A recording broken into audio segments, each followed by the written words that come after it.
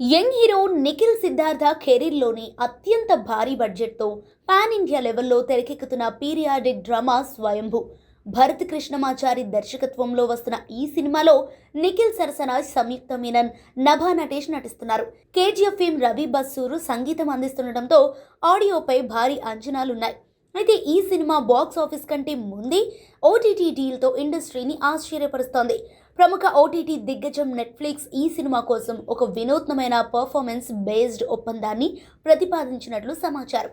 సాధారణంగా ఒక cinema hit అవుతుందా, ఫ్లాప్ అవుతుందా అన్న దానితో సంబంధం లేకుండా రిలీజ్కు ముందే భారీ రేటుకు ఓటీటీ సంస్థలు రైట్స్ కొనిస్తుంటాయి. కానీ స్వయంభూ విషయంలో నెట్ఫ్లిక్స్ సరికొత్త రూల్ను తెరపైకి తెచ్చింది.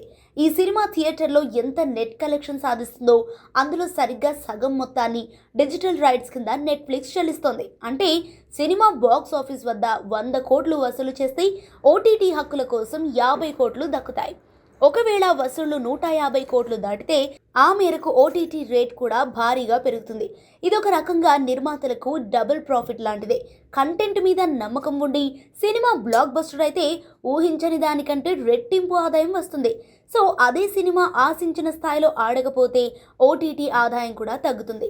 ఇటీవలే భారీ రేట్లకు కొన్న సినిమాలు ఓటీటీలో వ్యూస్ రాబట్టలేకపోతుండటంతో తమ రిస్క్ను తగ్గించుకోవడానికి నెట్ఫ్లిక్స్ ఈ పద్ధతిని ఎంచుకుందట.